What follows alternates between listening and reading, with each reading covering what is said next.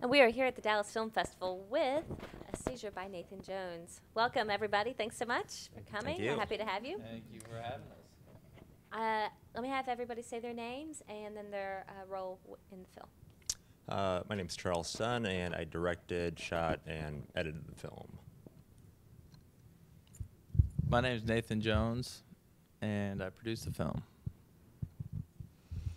My name is Astrid Lemoine. I'm Nate's girlfriend, and I also made the website for the film.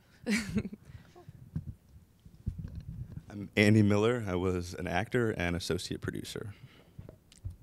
I'm Lisa, and I was part of the crew for shooting the film. Awesome. All right. Well, Charles, please tell us a little bit about it. Well, basically, I mean, it's very simple, actually. It's actually been a passion project that Nate's had for years, and we finally made it happen. But essentially, it's just a seizure from beginning to end. It's just recreating a seizure, what it's like, what it actually feels like from beginning to end. So the beginning is just the beginning of the seizure. The end is the end. So it's very simple, but Nate just felt like there was never any kind of film that's ever truly shown what it's like. And I think from just the responses we've gotten from the epilepsy community, like, I think we've got it. We hit it pretty. We hit it dead on. Yeah. I think it was. Yeah. From my experience in the past. Yeah, and really, it's just all because of Nate's performance. Because we, you know, for people that are savvy to filmmaking, you can tell that we've recreated it. It's not like an actual seizure, but so many people see the film, they're like, how did you shoot the seizure? Did you guys just wait around until he actually had a seizure? And so I think we convinced a lot of people that it's authentic, and a lot of parents have been thanking us like, oh, I finally know what it's like for my kid. And so it's really just meant a lot to us that it's been getting a great response from people that it actually affects. Now, Nathan, do you personally struggle with epilepsy or anything else? And was that the overall inspiration of the film, or do you have a family member? No, I do have epilepsy. I don't struggle with it, but there's several thousands that do. I haven't had a seizure in 6 years. Some have 100 a day. But like Charles said with the film, the goal was to recreate what it's like to have a seizure from a point of view experience. So people who know nothing about epilepsy, know nothing about seizures, can watch this film and understand what it's like to have a seizure from my point of view, having a generalized tonic-clonic seizure. They can hear what I hear, they can see what I see, and the goal of the film is for after they view this film, they can ascertain a level of empathy, and they can actually empathize with someone having a seizure. So for example, if they're walking down the street one day and they see someone have a seizure, maybe they saw the film and they can be like, oh, wait a minute, so this guy passes out a little bit, you know, he's gonna wrestle his body, and then he'll wake up. Well, let me just comfort him a little bit, because there's just social myths that have been embedded with seizures for God knows how, since the beginning of time. And we've seen those themes still in bullying. I talked to a girl in San Diego who was having a seizure, and a bully came up and started punching her in the face because he wanted to see her have a bigger seizure. Oh my goodness. Yeah, I mean, it's really a underfunded disease. And like Charles was talking about, just recreating it, and the passion project was to just have people step in my shoes.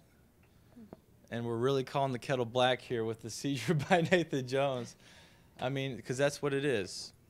It's a seizure. Yeah, I mean, every seizure is different, every seizure is different, so that's kind of why we put Nathan's name in the title itself, because there's millions of types of seizures. I mean, there's, a few categories, but every single one is just so unique to that person. So this is all based off of Nate's own experiences. Each little scene, each little line of dialogue is just something that actually happened to him. So, like, there's one that was very personal that says about spaghetti, if you see the film, that just doesn't make any sense, but it means a lot to Nate and his friend who was actually there when this actually happened. So. Now, Andy, your associate producer, tell me a little bit why it was important to have this film made as it was. It was something that when I first met Nate, he told me this is what I want to do, and he got me believing in it because it would be a good cause, and also because I thought that it was going to be a really powerful story, that I had never seen anything that had recreated a seizure like this. As far as me being associate producer, it became clear pretty early that the movie was going to work as long as Nate could just give his full performance. And when you see it, it's just like an unbelievable, the physical things that he does. People think that, like they were saying, people think that he's really having a seizure. They don't understand that it's acting. And so I just tried to help these guys out with whatever I could, so that Nate could focus as much just on his performance. Cool. Now, Lisa, tell me a little bit about, the production. How long did it take you guys to film this? What was it like working on set with such a traumatic event occurring? It was actually pretty scary being on set and seeing Nate after he had described, like what it was going to be like, and had kind of read over like the notes for what the day was going to be. It was still really scary seeing him like laying on the ground, and actually it looked really convincing, especially with like the makeup and everything. And it was a really small crew, and everybody was really dedicated, so it was really great to be a part of it. How long did it take you guys to film it? We shot it in like a day, and then a morning. Was even a smaller crew than the one-day shoot. So.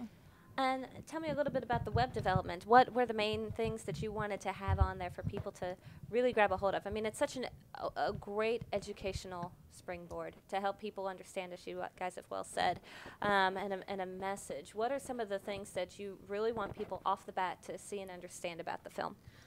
So far, the website is in French and English, because I'm from France, I'm from Paris, my accent. And we try to make the website as many languages as possible. We will have soon the Italian version, the Spanish version, and afterwards the Chinese, Japanese, as much as possible to educate people around the world. That's wonderful. And tell us the website where people can go to get more information. It's www. It's www.a-seizure.com. Awesome. So.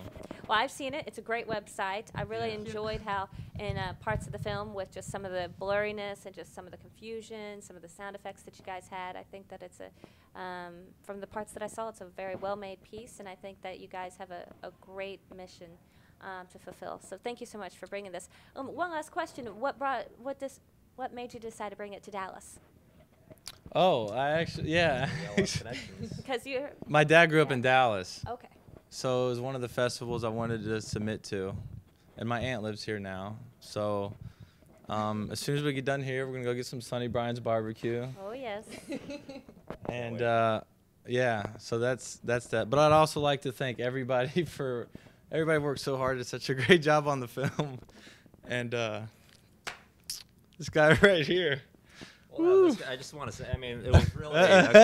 Shut up. It was this guy. As he said it was like a seizure and everything to do it, it honestly wouldn't have been done without such professionalism and the great point of view shots and the directing of photography to really counteract those visceral moments that I had that he captured. So thank you, Charles.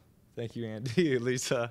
Oh, and also one last thing, just the whole, because it goes from third person to kind of POV stuff, and the POV stuff was just heavily influenced by Diving Bell and the Butterfly, Janusz Kaminski's work with Julian Schnabel. It's just like they use the lens baby lens where you can kind of blur the edges and have selective focusing.